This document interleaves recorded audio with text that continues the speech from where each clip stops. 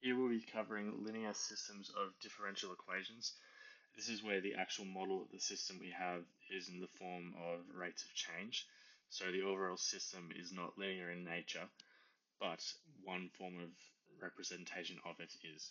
Wondering why we would have a system of differential equations. Usually when we're modeling things, we're just modeling the variables and some relationships, linear and nonlinear. But that's in an empirical sense, so that's when you're measuring lots of values over time,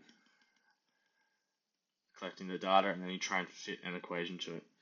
So there's another way, which is more common in systems where there's a very physics-based representation of it, and we understand what causes relationships between variables. We just don't know the exact relationship. So this is the rate of change.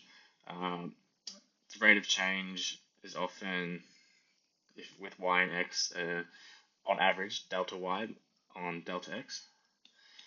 In the case we're dealing with, we're using instantaneous rate of change, so it's just at an instant point in time.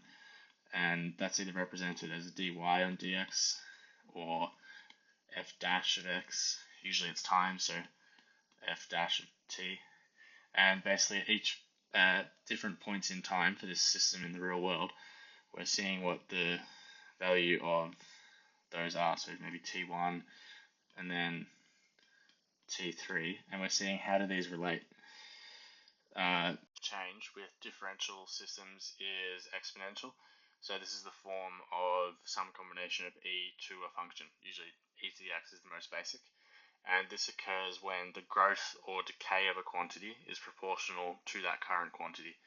So as the total quantity increases, so does the rate of change. This results in very sharp gradients, and the gradient is the same thing as the instantaneous rate of change here, f naught time.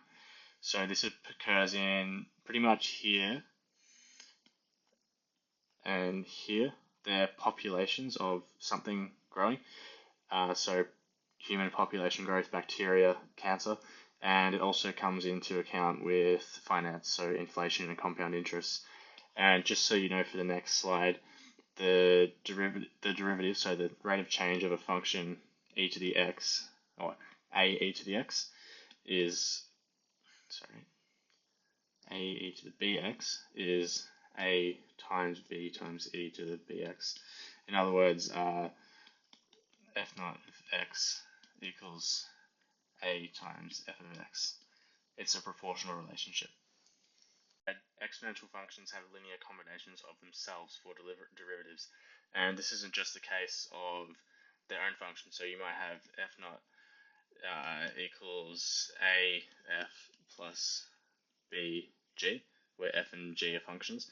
And if you have a few of these equations, like g naught equals q f plus p g, and this is all in one system, you can see it's forming a standard linear equation where here you've got your, what's usually the b vector, these coefficients here go in the matrix A, and then f and g are like x1, x2, or x and y. So you end up with an equation over here very similar, or the exact same, just we proceed in a different order. So the f naught vector is equal to the coefficients matrix times the actual functions themselves. Proof for how this general solution to that form of linear equations is found, but it's fairly straightforward using diagonalization and some parameter swapping. But anyway, it's in form of the eigenvalues and eigenvectors.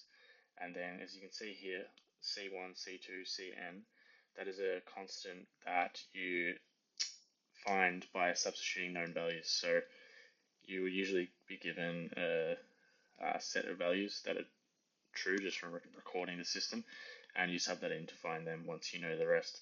But just for the sake of time, I've written this out. So here we have a sample equation that will be easy to solve, where it's already a diagonal matrices, so the eigenvalues are the diagonals 3 and 2. As you can see there, that's how it's formed. And for the eigenvectors, it's 1, 0, and 0, 1. When you plug these in, you get fairly simple ones where when you multiply through these constants, you have C1 times e to the 3x plus c2 times e to the 2x. And basically what that is the first one is f1, the second one is f2, because remember, f of x here is actually a vector function.